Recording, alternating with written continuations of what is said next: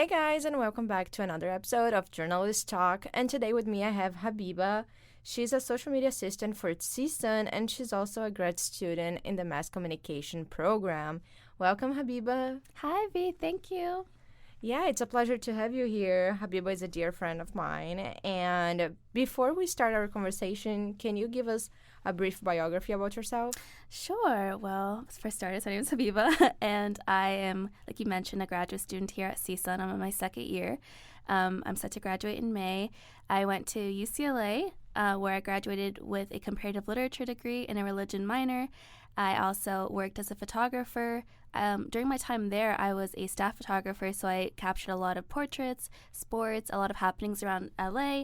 And then once I graduated, I was able to focus more on the creative side of portraits and being able to just really delve into my creative just atmosphere, which is amazing.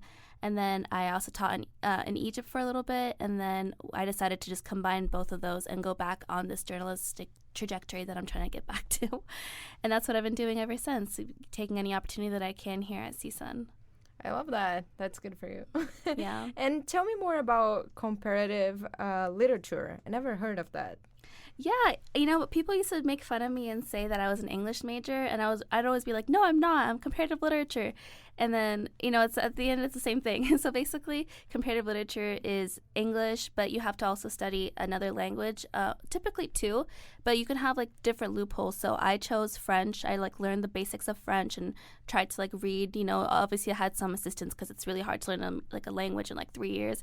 But I also studied Arabic and translation. Since I'm Egyptian, I always learning about a lot of Arabic texts and just anything that resonates with my culture. So that was really it for me. Just anything that had to do with literature and analyzing and being able to just create arguments. And part of the reason why I chose this major was because when I was a transfer student, or even just in high school, I really wanted to go to UCLA, and it was my dream, and I wanted the kind of the easiest way to get in, but something that I knew I would find more fun and kind of challenging, and I felt like it was better than English, me personally. But then here I am now. Yeah, and how your religion minor came with it.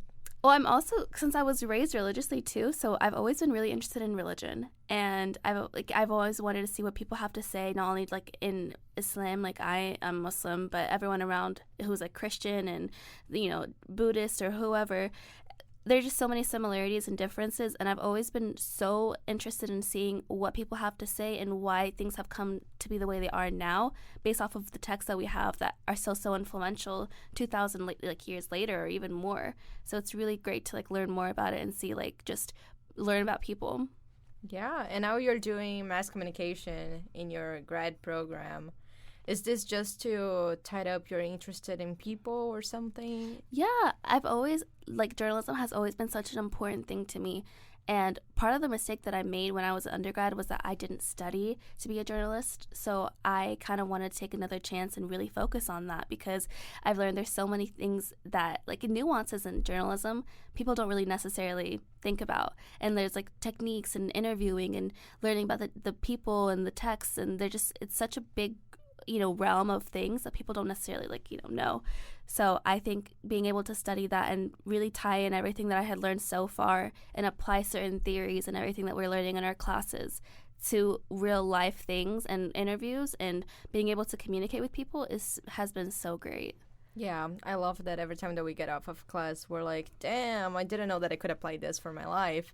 And we're just Exactly. analyzing everything around us. It'll randomly pop up 6 months later, and we're like, wait, I know this text, or and it's a theory you would never think you'd use ever, but it's something that has really shaped the world, with critical race theory.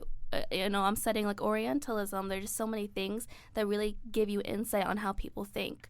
I think that's what's great. Yeah, I feel like my keywords from this semester would be commodification and hegemony. Hegemony. Or the hegemony. Hegemony. Shout out, Collie. Take a shot every time you say hegemony.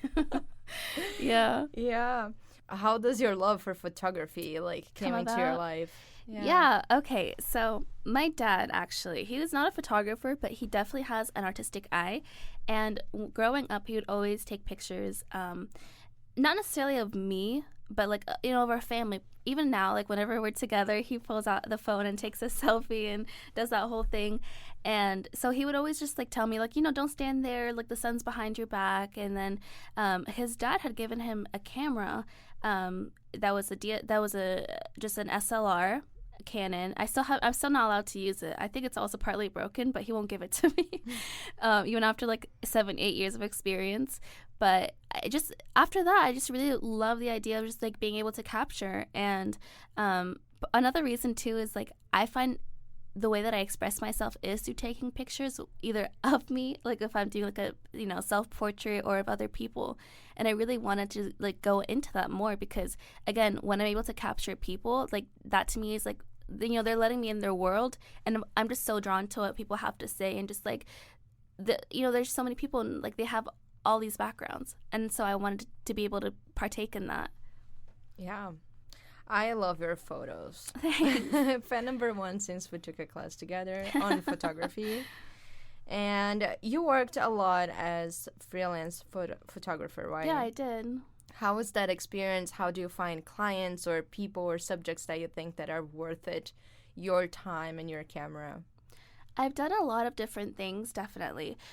I maybe haven't, at least not lately, haven't been as consistent with photographing clients. And it's also such a skill to have, like when you market yourself and you find people, and there's like people say like when you do a photography business, it's like 10% photography and the rest is all marketing or business. And it's like stuff you don't want to deal with. But the way that, people would find me is that, for a while I did have like an Instagram for my photography, and I did have I still do have a website. Now it has more like journalistic and like written pieces that I've incorporated as well. So I have that. People would like know me word of mouth.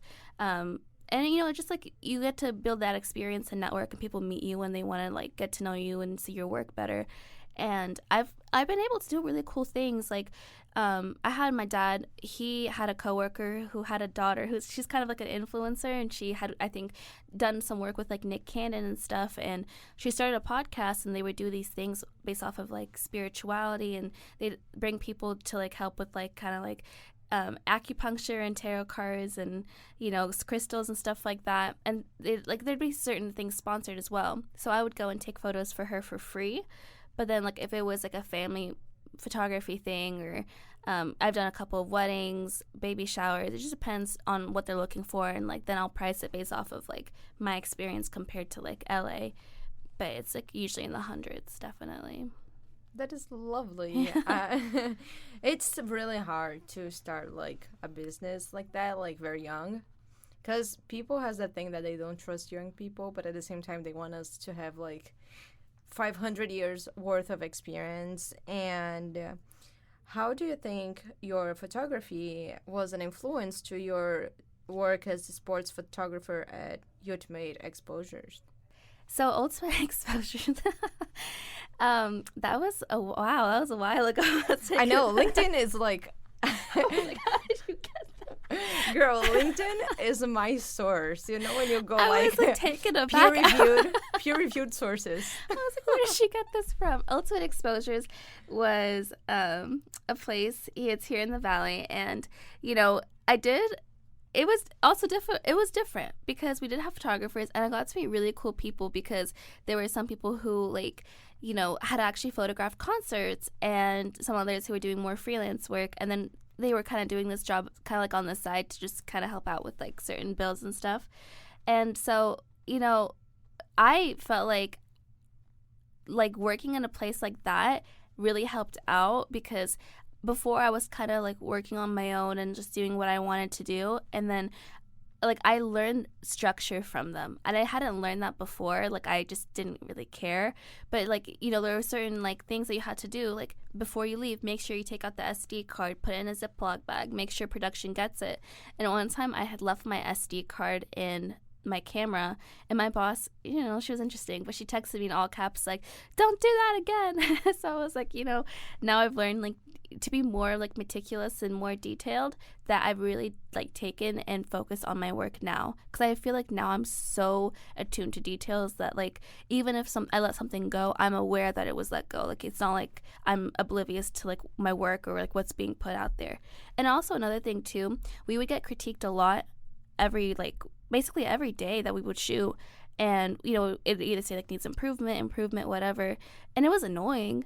But at the same time, I was able to work in a really fast-paced environment with a bunch of kids and a bunch of moms and, parents. Like, they're just, like, wanting to be – they want the kid best for their kids. But then I was able to do really good work fast, capture them really well, capture their team really well, and then just being able to communicate and, do any other kind of work that I wanted to in terms of social work, like being able to communicate. Yeah, that's amazing. I think sports photography is it's one of the hardest, I would say, like, for journalists, because you have to get the right moment. If you're, like, watching a match or something, it's like the right moment and you have to get it. But if it's like a portrait or something more flexible, you can not manipulate, but you can go back and redo it and go back and say, like, which angle is better. Exactly. With the sports, it's just like you go and you do it. I will say that this was more, they loved my sports work because I had done that mostly at UCLA. This was more sports teams and being able to, this was portrait based, but it was also really, really fast. Like, I feel like with sports, especially, so like I would do baseball shoots at UCLA. And I started out, I didn't know what an inning was. I kind of still don't, Like, I still try to teach myself baseball. But when I was shooting, while you want, like, the specific action shot, at the same time, you can redo that multiple times because the game goes on for, like, sometimes 3 hours or 4 hours. So you're not as, like, in a pressure, you're not dealing with as much pressure as you are when you have parents and other kids, like, screaming and you're trying to keep your calm, You have, like, sports fans screaming, but that's different, but yeah. And I saw that you also worked as a multimedia assistant editor at the Sundial. How was this job? This was the first, I think, job that I had that, and again, this is just, like, building experience and taking whatever I can here at CSUN, but it was really cool because we were still able to do things for the publication, post it on our socials because that was, like, the focus. And we got to do some work with, like, especially when, like, COVID was still going on with, like, Omicron. And then we had a piece on the gas prices, rising. And it was really cool to do not only, like, interviews with students and get to, like, know what they're thinking, but also, like, we got to showcase, like, certain resources that maybe students wouldn't have. So it didn't allow me to be, again, more meticulous, but also, like, now I'm focusing on, how can I convey news in a way that, like, people will want to, like, would want to watch it, and, like, whether, like, if I had, like, something from a TikTok or something online, then I could incorporate that. I have to make sure to credit it. Like, there's other, like, things that you don't really think about, but it was really cool. And, the team was there. The team was good. The team had, I think everyone was really talented, and they all came with different strengths, and we were able to do what we could with the time that we had. Yeah. Well, that shows ability to be able to do a lot of stuff with the time or the material that you guys got. Mm-hmm. And tell me a little more about the job that you're doing now. I know that you take photos, you write more news-like pieces, you do some TikToks. Yeah, there's just a lot that goes into it, and I love it. There are some days where I'm just like, I feel like there's just so much that's going on, but it's just something that keeps me going. So basically, I am doing social media for the university, and I'm basically running their Instagram, their TikTok, their Twitter, like all the social platforms. But then we also have another component, which is, I have to caption, right? I photograph, I'm creating TikToks, I'm showcasing trends, I'm curating feeds. I have meetings, like, daily. Like, there's always something going on. We're always working with partners on campus to see how we can showcase their, whatever they have in mind. I'm able to also really focus on, again, people. And I can use, like, my journalistic skills and work on, like, interviewing students of different ethnicities. So with every Heritage Month that's been happening, I've actually been really lucky to, like, be able to interview people and photograph them. And then we have, like, a segment on each Heritage Month. So we did Latino Heritage Month. Some people say Latinx, that's a problem. But Latinx/O/A month. We did Native American History Month. I'm now starting to work on Black History Month. We're probably going to do Pacific Islander and probably Women's Heritage Month as well, or Women's History Month, something like that. There's a heritage in there, but there we go. Yeah, so we'll probably do something for that as well. It's just been really great to interview people and, again, organize it. I've learned to be very fast now because I don't really have the time. I can't afford time to just, like, sit around anymore.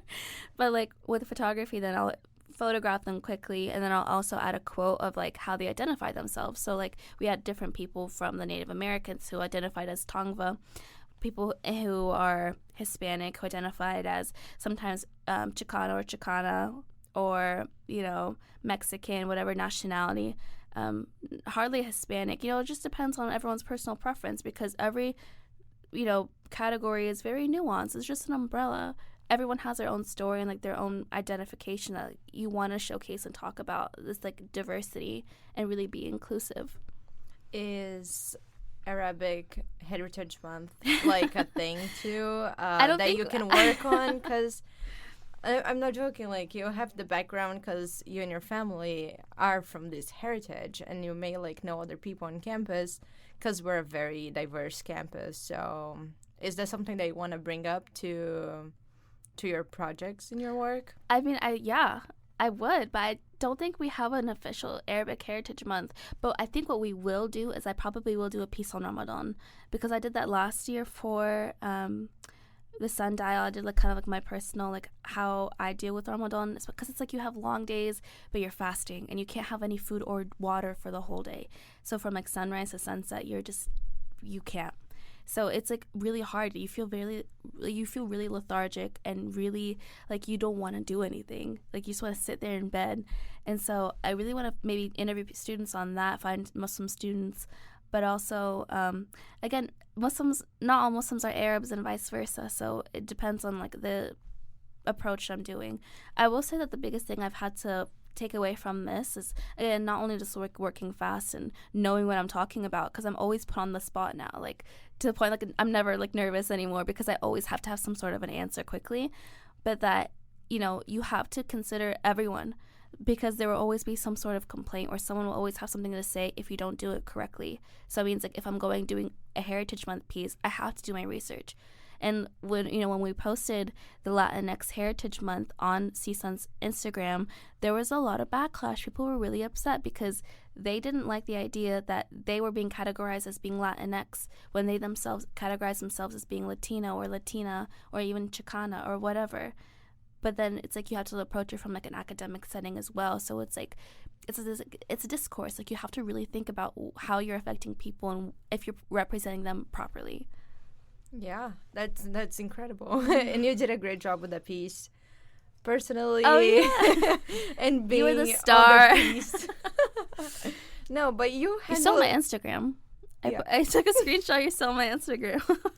Yeah, but, like, it's a lot of stuff that you have to deal with, and we're, like, thousands and thousands of students. It's normal to have a backlash or something, but people also have to understand that you're trying to get an umbrella, because also not every Hispanic is Latino, and, like, so on. It's crazy, but you did a great job. Thanks. As you did with the Native Americans. Thanks. It was a very cool You know, piece. it really makes me feel better that I have this validation from you, because, you know, I feel like you would tell me honestly, like, girl, that was not right. But No, yeah, honestly, it was just it was very similar to the photograph piece that I did in our class, when I got, like, photos of people and I put quotes about the theme. So it's a very cool concept that you can bring something that would be more verbal, more video-like, and you bring to photo. Because sometimes, like, when you read, like, a quote, you imagine, oh, this person would be talking with this voice. So you bring, like, a lot of aspects into, like, one media, but you bring a lot of medias together. Yeah. I did actually, now that I'm remembering, and I was featured in your piece as well. Yeah. We've been featured in each other's pieces, but we weren't close then, but now we're, like, friends, so that's really cool. Yes. I feel like we were friends, just, like, classmates for the moment. Yeah. Yeah. But tell me now, this might be very controversial, but who do you prefer, CSUN or UCLA? Okay. I actually say this to people all the time now. Like, I am so thankful to have gone to UCLA, but they did not help me with finding a job, and I really struggled getting what I wanted. And I think CSUN has been amazing. Like, the people in my cohort have been really great, and like, just, you know, the students, everyone I've met has been so incredibly nice. And I was just telling this to someone earlier. Actually met her for the Black Heritage Month that I'm doing, and she was telling me, or I was telling her, that, you know, UCLA is, from my perspective, very competitive, and people only want what's best kind of for themselves.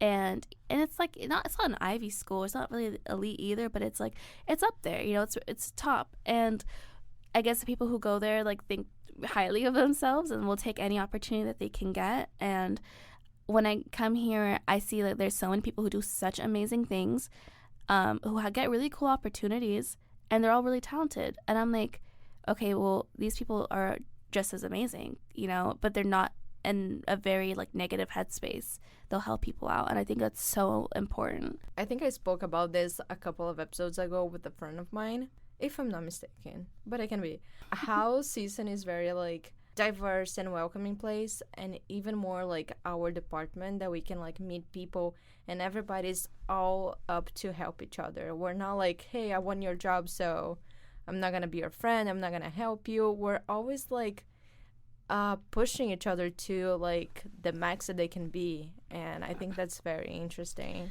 There's nothing like, you're not gonna, you know, there's no throwing under the bus. Like, everyone is genuinely like kind of like a family, honestly. Like, and I didn't really expect that going in. I did not think I was going to make any friends going into this program, and I made I made a lot of friends, you know, like, and like really close friends. Like, I would have never imagined. And I didn't, when I went to UCLA, I didn't make any friends, and I dormed there and everything. And the friends that I do have now, one of, you know, she was my friend from childhood, and the other one, I knew her from photography, like when we were doing the paper, but we still don't talk like every day, you know. So it's like, it's I just know that like when I graduate, I'm going to have such a great group of people that like I feel we all just connect so well, even if we have like issues or things that we're not seeing eye to eye on. It's just positivity, never like any sort of angst. That's true. Mm-hmm. There you go. And earlier you touched bases on you being trilingual, speaking English, French, Arabic, and you also taught in Egypt. Did you teach English in I there? did teach English to 11th and 12th grade, yeah. Damn. It's things that we learn every day. Yeah, I mean, that's also, it's such a crazy story, but it was a really interesting experience. But I could have continued doing it, but then it just wasn't for me at the time. I would do it again, definitely. But I was like, you know what? And then I kind of decided I wanted to go to grad school anyway and just kind of really focus on journalism and kind of just combine education and photography and writing and just do one thing.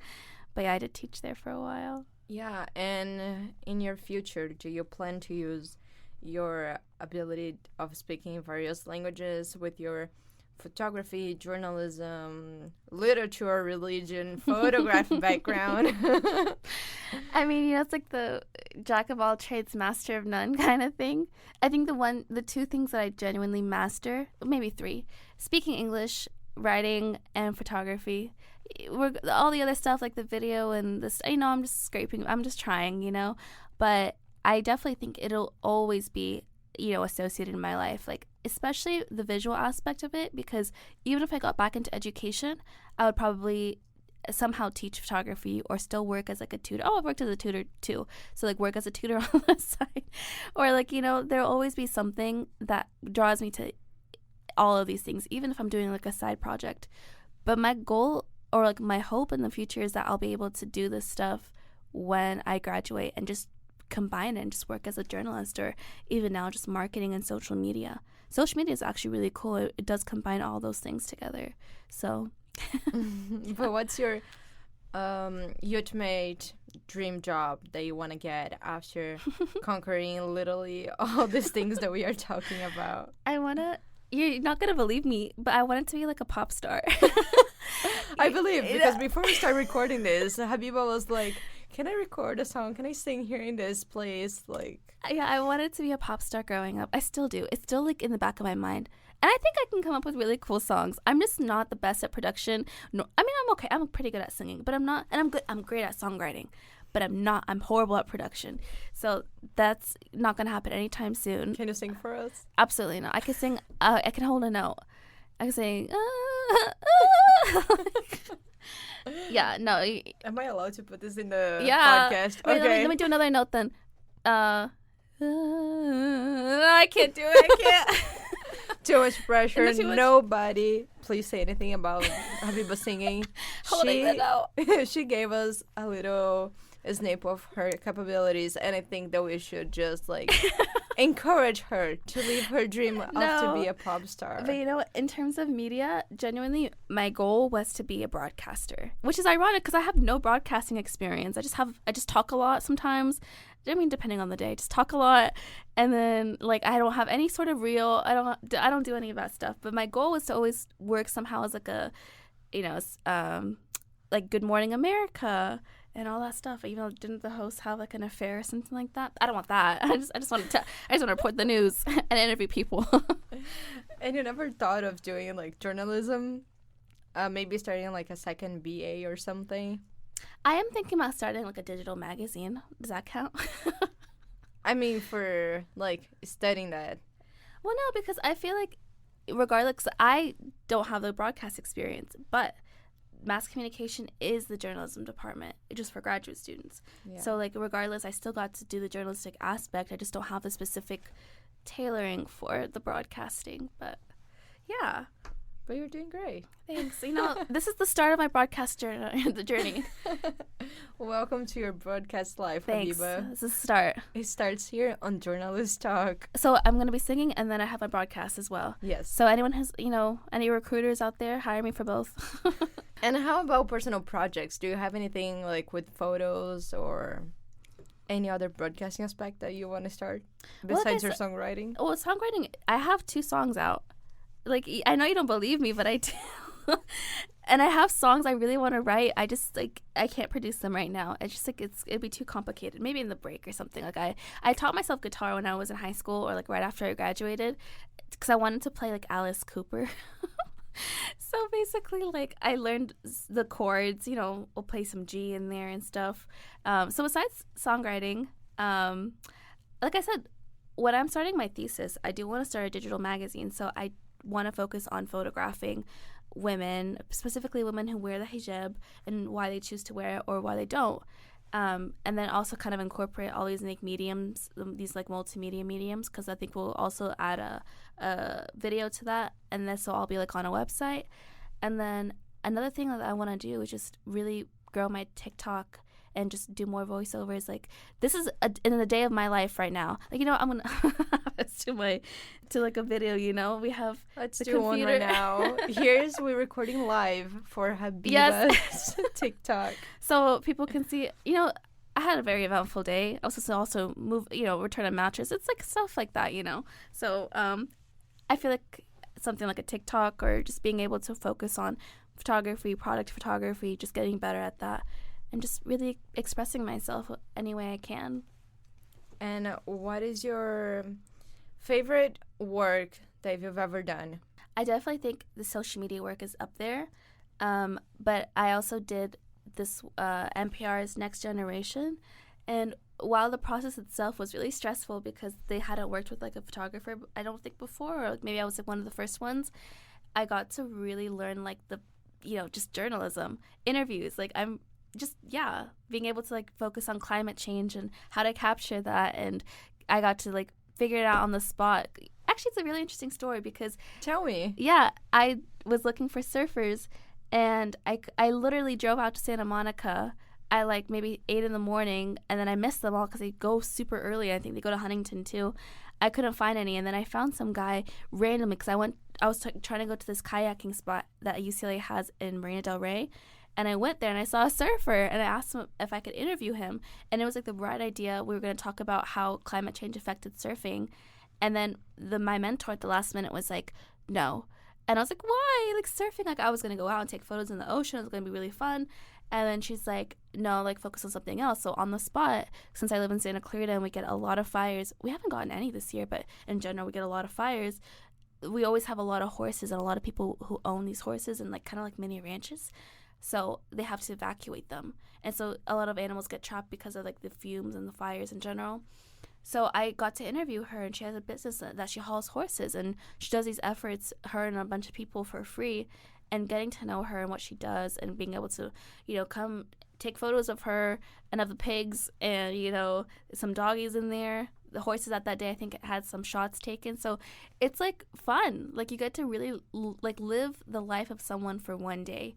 I got to interview scientists here, like who study cancer. And I'm like, I don't know anything about science. I've never worked in a lab, but I felt really cool for like an hour. That's enough. Yeah, that's good. 1 hour. Yeah, and there is like any project that you didn't enjoy that much, or that it ended up being like a whole bloopers type of thing because it didn't work out. It was. I wouldn't say there's a specific project, but I think and every single project is always something that you hate doing, or something does not work out. And maybe it's just me, nothing usually works out in my favor.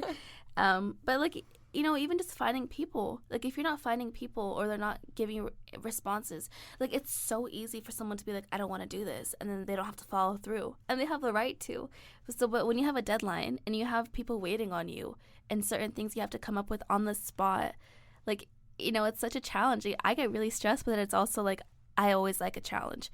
So I think just being able to find people, and also difficult people who don't like what you wrote about them, even though it's factual.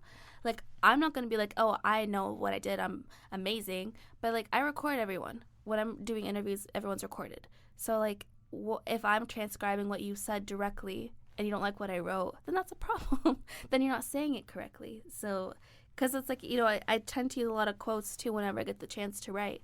I'm not, I don't think I have the right to really skew what someone else is saying or even paraphrasing it, because it will get lost in translation. So, the quotes that you're telling me directly. People, say right stuff to Habeba. Yes. Don't spend like a half hour talking just to hate everything that was said. Like, think about what you're going to say. There you go. The advice for everyone. Be factual. Yes, there you go.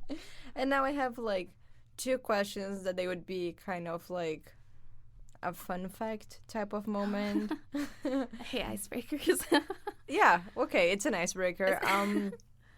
What is your favorite and your least favorite photography gear? Oh, that's interesting. Thank you. I came up right today. That's really fascinating. I mean, I like the camera. That's my favorite gear. Okay, I'll tell you what I think does enhance a photo and what doesn't. I like flashes and I like reflectors, but I don't like carrying flashes, especially strobes.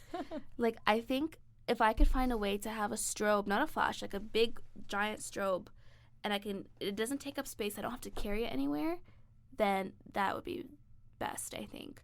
Because like, even when I do these interviews next semester and like I'm finishing up the program, I do want to get these huge lights that I'm like, putting on people so I can, I forgot what they're called, but they're just like spotlights basically, and they're so big and I have no place to put them. So it's something like that where I'd want something to be like more compact to carry it around and stuff. Okay. And okay, our last question. We're reaching the end of our conversation today. Can you give an advice for people who is in grad school right now or just achieved their first job, that they feel like they are doing something that they really enjoy and that they want to do that in the future? Any advice? I thoroughly believe that if you're doing something you love, it won't feel like, you won't even feel the time. Like, it's going to be a lot of hard work. You're always going to like really spend long hours. But if you do something you genuinely love, you won't feel the time. And I think that's great, because like, you want to put all you can into something that you love. And I would say something like, don't get something you don't genuinely appreciate or you don't see will help you out in the future, but genuinely do something you love, something that you look forward to doing every day, even if it's a passion project. So, something that encourages you. Yeah, I would follow her advice, because it was the first time in this conversation that Habeba was very serious. So Yes. follow this advice. It's like Was factual. I really being silly this whole time? I love that. I love our conversation, Habiba. Thank you so much for coming. I had Thanks for such a having great me. time talking to you here in the podcast. And for everybody listening, I'll see you guys in the next episode.